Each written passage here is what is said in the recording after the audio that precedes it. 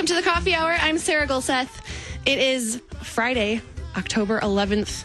It seems that fall has finally hit us with full force here in St. Louis. It is rainy and getting colder by the minute. So it's going to be a wonderful day here with sweaters and flannel and a cards game tonight, which is really exciting for anyone who is actually in St. Louis and paying attention to October baseball. It's very exciting. And it also is time for Andy to be off, and I'm in charge today in studio. So it's going to be a fun one talking about music, all kinds of music stuff. One of my favorite things to talk about, of course. Thanks to our underwriter, Concordia University, Wisconsin, for your support of the Coffee Hour. You can find out more about them at csl.edu. Speaking of music, so many musical things happening this fall, all over the place. We've talked about a few things. There's a lot more coming up in the next couple of months, especially as we get towards Christmas with all the Christmas music. But first is some exciting things we've talked about before a little bit. We have Dr. Jim Marriott, Kreft Chair for Music Arts and Director of Musical Arts at Concordia Seminary in St. Louis, in studio with us again. Thanks for joining us on your very busy schedule. It is always fun to be here, yeah. You were explaining to me all the things that you're doing in the next 48 hours, and it's we're a lot of miles on the car, but we're having a lot of fun. So, of course, and we're talking about some really great stuff today. Absolutely. So, and you brought with you a special guest, which I'm very, very happy about. Erica Mertz, Associate Conductor for Laudamus at Concordia Seminary. Thanks for coming over and joining us today. Thanks for having me. It's great to be here. Absolutely. On this rainy day in St. Louis. It's too cold for me. I know it's going to be in the 40s by the end. It's just. I'm from the south. So, yeah, that's true. 60 degrees is cold. So yeah. This is winter for you. Yes.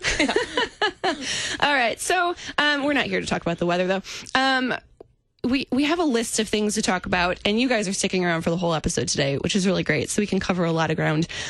First, give me a background. I mentioned Laudamus with Erica as the associate director. What is Laudamus? Yeah, so Laudamus is the touring choir of Concordia Seminary, and we have auditions every year and tour in different parts of the United States. So this year we're touring to Iowa and this fall, and then we'll be going to the East Coast, to Boston and New York City this spring. And Erica got invited to be part of the choir a number of years ago now as our associate conductor.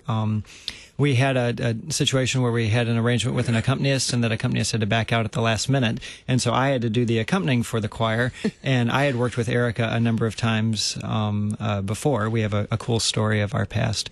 And so I invited her to come conduct the choir, and she did an awesome job. And I said, well, we're going to do this as often as you'll accept it. So we keep inviting her, and she keeps coming with us, and she does a great job conducting the choir. Absolutely. And why is Laudamus a choir like this a really interesting and significant thing for a seminary to have? Yeah,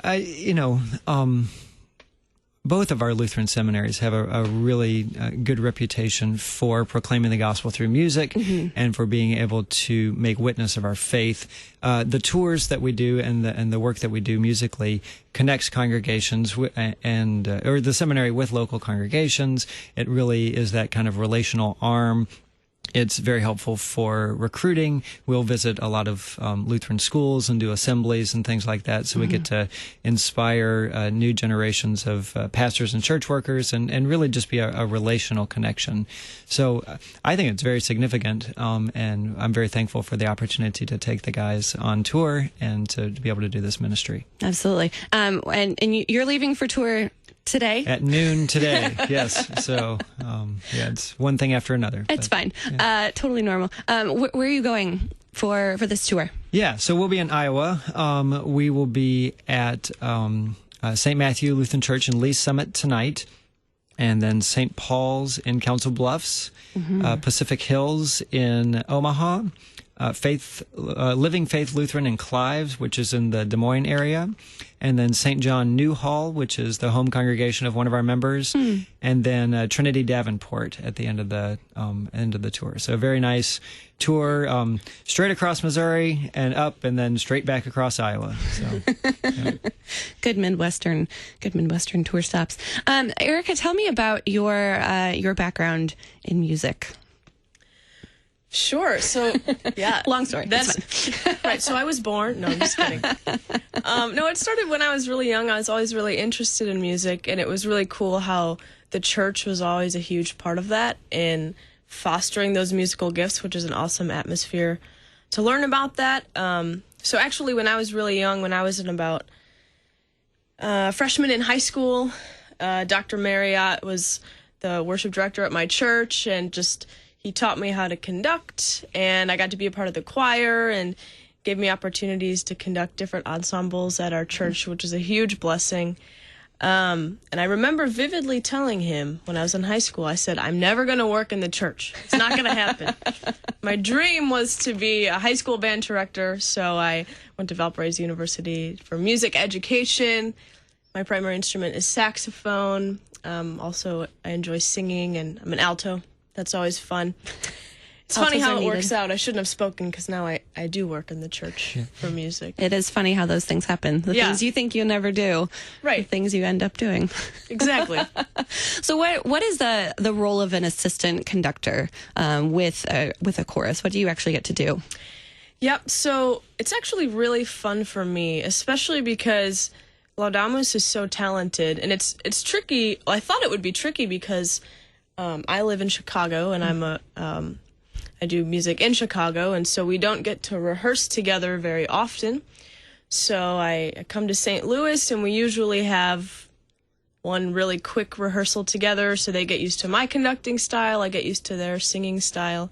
But the group is always so well prepared, and they sound so awesome that it's really easy to throw it together. And then it allows Jim to be able to accompany on the piano, and I have the easiest job, I think. It's really fun. She's being too modest because they always sound a lot better when Erica's conducting than they do when I do. So, she brings out the best in them for sure. What is that relationship like between a conductor or director and an assistant conductor? How does that relationship work? It's a lot of mind reading. We had a concert last night where we were not able to see each other. So it was like, all right, we'll just try our best to stay together, and it worked out well. Yeah, I guess if you could even paint the picture more fully, not only could we not see each other, but it was probably one of the largest events that we'd ever been part of. We were singing for the LEA convention, and we had maybe 15 minutes of rehearsal total with, putting all the pieces together. And this is our first performance of the year for Laudamus, who were just about to leave on tour. No pressure. So, it was just hilarious how it worked out. But it was all good. And, since Erica and I have worked together for so long, I feel like I know what she's going to do, and I feel like she anticipates, kind of my musical sensibilities. And, we work really well together, and it's a lot of fun. So. Yeah. What are those experiences like, building that community between the two of you, but then also with the chorus, that relationship between conductor, assistant conductor, and the chorus? What is that like, building that community? Yeah, that's actually the best part of what Erica brings to the tour. Not only just awesome professionalism and great music, but she is relationally very engaging, and so she fits right in with the group. She's very low maintenance. That's a compliment. Some musicians can be rather high maintenance, or I don't want to throw any of them under the bus, but myself included. But it's nice when you have someone that can just fit right into the relational dynamics of the group. Everyone treats her with respect, but also with adoration and love. And it works really well. She has a lot of fun hanging out with the rest of the choir members and getting to hear their stories. And some of them, are ones that she's, gone to the same school with or things like that. So she has different connections with them along the way, too. So it's been very good. I really enjoy... I didn't think about this part before being the associate conductor, but I really enjoy the conversations on the tour. Getting to talk to future pastors and just kind of hear their heart is one of the best parts that I didn't expect about tour. It's really fun. Yeah. Have you, with your background in music, have you gone on tours before with groups? I have.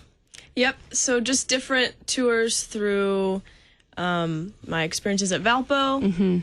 in my high school music program. And then one really fun experience was that when I was at Trinity Lyle, Jim, as our choir conductor, took Evangeli, our youth choir, on several tours, which was just an incredible experience. Yeah. For people who maybe weren't involved in music or haven't gone on music tours, I've been on several tours, for Concordia in high school and all of that stuff in choir.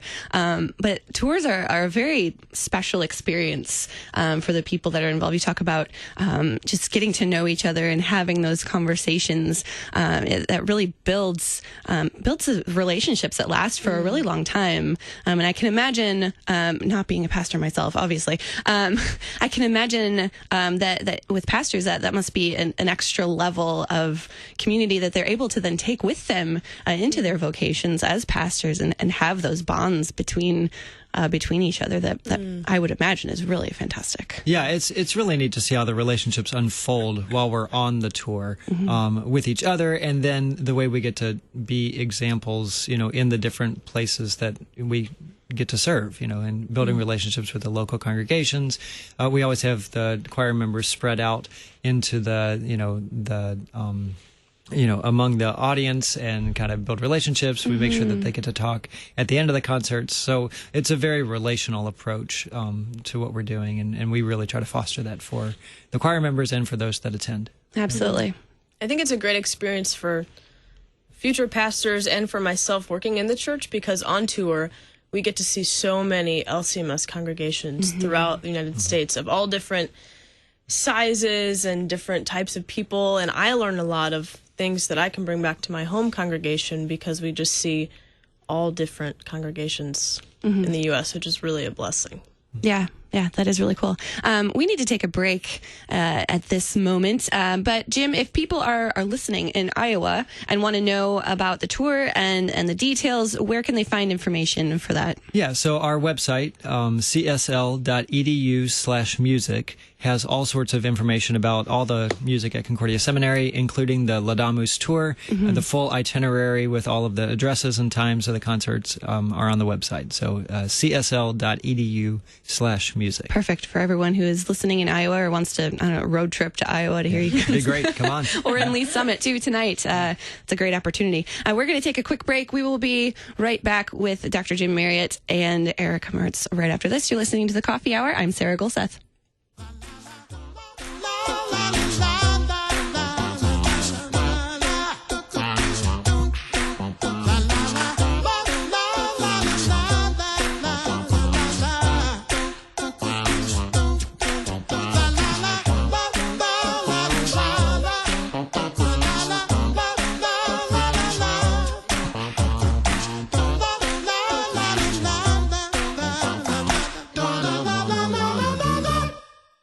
On this Friday, October 11th, 2019, KFUO Radio thanks our day sponsors, Ralph and Marilyn Lupke of St. Louis, Missouri, as they give thanks to the Lord for the blessing of marriage.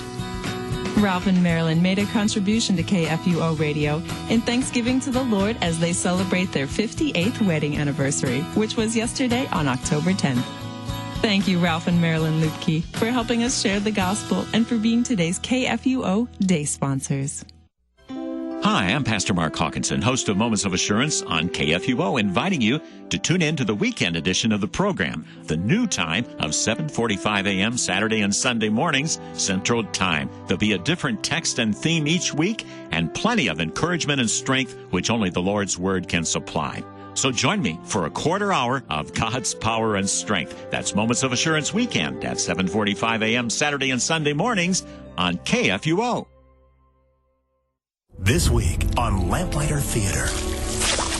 No, you can't. I won't. Please, don't do this. The Lord came to give his life to save me. Now, I will follow in his footsteps and give my life to save yours. No. Let me do this, Max. Don't miss the next Lamplighter Theater. Saturday mornings at 11 on Worldwide KFUO. You hear our voices every day as we speak the gospel, share the latest news, or for insightful and sometimes entertaining talk. Why not share your voice with us and send us your feedback, suggestions, and questions? Leave your comment at 314-996-1542. Be sure to follow us on social media too, so you can like, comment, and share your favorite posts. Drop an email to kfuo@kfuo.org or send a snail mail letter to Worldwide KFUO, 1333 South Kirkwood Road, St. Louis, Missouri, 63122.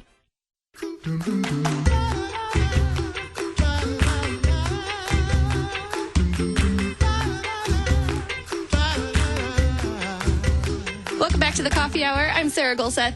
It is Friday, October 11th. I have two very special people in studio with me. We're talking about all things music and tours and seminary and one of my favorite instruments, too, which we haven't talked about yet. Dr. Jim Marriott, Kreft Chair for Music Arts and Director of Musical Arts at Concordia Seminary in St. Louis, and also Erica Mertz, Associate Conductor for Laudamus at Concordia Seminary in studio. Thanks for sticking around for another segment with me today. Thanks. We're having fun. I know. Well, we're talking about music, so obviously we're having fun. So we talked a lot about Laudamus before the break, the upcoming tour into Iowa that you guys are leaving for in a few hours. But something else that happens at Concordia Seminary is the after chapel concerts. So tell me a little bit about those and what people get to experience with those. Yeah, so we have a concert series at the seminary that has 3 different parts to it. We have some premiere performances, and we have 3 of those through the year. And then we have a carillon series that happens over the summer. Mm-hmm. And then interspersed between all of that, we have these after-chapel concerts. They happen most often on Tuesdays, about once a month. Chapel at the seminary runs from 9:35 to 9:55, and then these concerts occur after chapel, before classes resume at 10:25. So they're short little 15 or 20-minute recitals, but we have a really great lineup of performers that are serving in those concerts this year. We just had Dr. Scott Hislop, and I think you guys got to interview him. Yeah, we did. He brought his harpsichord with him. Brought his harpsichord. That's it was amazing. It was pretty cool. He did a great job, and actually, we got to enjoy the world premiere of a piece by Jonathan Kors. No kidding! Yeah, it was really great at that recital. So this little after chapel recital series has kind of had some big moments with it, and yeah, we were glad to have Scott and to have that. And so we're advertising these after chapel concerts this year to the St. Louis community. There's many people in St. Louis that can come for these recitals. We had a number of outside guests that joined us for chapel and for the recital. And so we certainly invite anyone who's listening to come on those recital days. And all of those are listed on the website as well. The next one is October 22nd. Oh, that's you. And that's me, yeah. It's a shameless plug here. I'll do an organ recital and 3 short pieces that are someone's favorite. So the Vidor Toccata and a setting of A Mighty Fortress. Of course. And then the Bach Jig Fugue. So it should be fun, a nice little mix of short, fun pieces, but it should be a good time. So that's October 22nd. We can come to hear you play the organ, which is always fun. Little Vidor. Yeah, exactly. Yeah. Everybody loves that piece. Tim Seleska is a professor at the seminary, and he always bugs me to play that piece. So I thought I'd put it on the recital program. So, there you go. Yeah. What do these short concerts allow you to do that maybe you don't get to do in a larger planned large concert with a lot of people and a lot of instrumentation? Exactly. Yeah. So that they're first of all, they're very captivating, and they have to be because sometimes in a long concert you can kind of get lost in the length and the breadth of the music, which is also a wonderful experience. But these are very captivating and intense little musical expressions, and very accessible then to a wide range of our student body and of the St. Louis community. So people can come in and, just what we had a couple weeks ago with the harpsichord. We never get to hear the harpsichord sound, or very rarely do we get to hear that. So to have a 15-minute recital on that was just very refreshing and very lovely. And same thing with the organ. Some people can't take a whole hour of an organ recital, but 15 minutes is quite nice. And so that's the intention with these. And then it's a very It's an intimate environment. It reminds me of, like doing a concert at home, or, these are actually pretty well attended. We've had, 80 or so people that come. But we sit in the chapel balcony or in one of the transepts. And so it's a really kind of nice enclosed environment. And there's some conversation that happens with the program. And it's very, very lovely. Yeah, that's a nice different experience. Maybe to introduce somebody to a form of music or an instrument that maybe they hadn't heard before. Exactly. And especially for our students, and forming them for an appreciation for music and for different kinds of music and different musical expressions in the church. It's been really very helpful. We had marimba last year. Yeah, I remember that. And, so we've worked really hard to keep an eclectic mix of performers, just so we can celebrate the diversity that we have musically in the church, which is really cool. Absolutely. Yeah. And Erica, you are doing one of these after chapel concerts, the other reason why you're in studio with us. So your concert is coming up not till next year, but it's February 18th, 2020. That is also a Tuesday. And tell us about the instrument that you will be performing on. Yes, I'll be playing on the alto saxophone, which is, I'm biased, my favorite instrument. I think a lot of times when you think about the saxophone, you think of jazz, or you think of maybe a harsher pop sound. But I love classical saxophone. That's what I studied classical saxophone with Dr. Stacy Muggins at Valpo, and I've just really come to love that sound of the instrument, which I think not everybody has heard classical saxophone, so that's what I'm going to be doing. I'm really excited for the opportunity to perform. One of the pieces I'm going to be playing is called Blue Caprice. So I'm not really a jazz player. I pretend like I can play jazz because I play the saxophone. But it's a classically written piece with just some jazz flares in there, and it should be fun. That is really cool. One of my favorite things to do with Erica is to, when we get to serve together in a worship service, and we got to do that just yesterday morning at Best Practices Heartland. We served together for the morning prayer service that they had there. And being able to lead hymns and lead congregational singing with alto saxophone, classical saxophone. And we did one hymn with a piano and one hymn with the organ. And it really is beautiful how those instruments work well together and lead the congregation in singing. And it's really fun to be able to feature instruments in worship and in these recitals that you would never think, or you don't often associate them with the church. And it's fun to be able to make that association for people. Yeah. So, and Erica is an incredible player, very, very talented, has a beautiful sound and wonderful control. She plays with our Laudamus tours as well. We have a number of pieces that feature her on the saxophone, including a really epic setting of O Sacred Head Now Wounded by Robert Leaf. And originally it was written for B-flat clarinet. And we transcribed it for alto saxophone, which takes incredible control for Erica to be able to keep those notes in the same range and be able to play them with the refinement that a clarinet would have. But she does it, and I actually like it better now.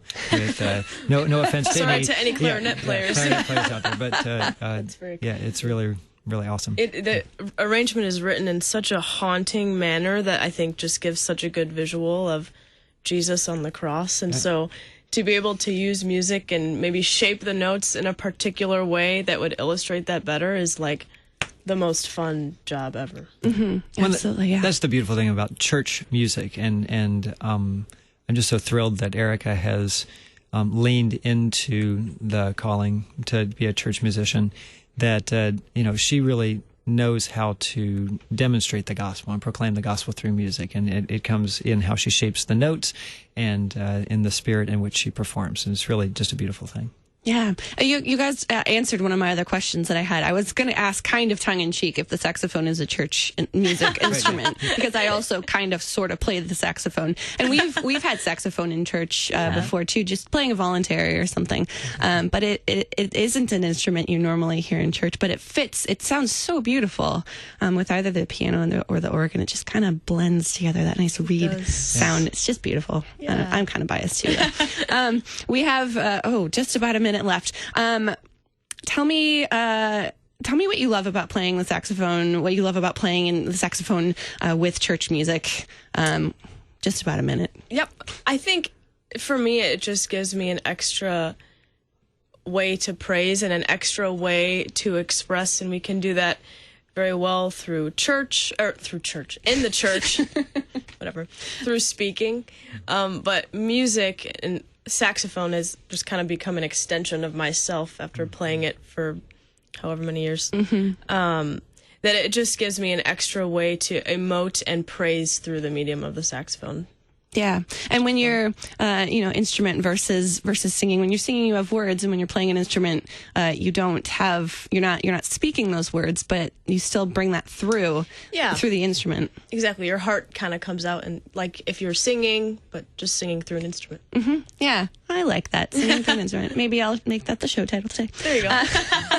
We're just about all out of time. Erica and Dr. Marriott, thanks so much for joining me in studio today. Thank you so much for having us. Thanks for the opportunity. It's always fun to be here. Yeah, and we'll put the link in the show notes to csl.edu/music for all of the stuff everyone needs to know about Laudamus and also the after chapel concerts, so everyone can go and listen. That would be great. We'd love to see everyone there. Absolutely. Have a wonderful weekend, everyone. You're listening to The Coffee Hour. I'm Sarah Gulseth.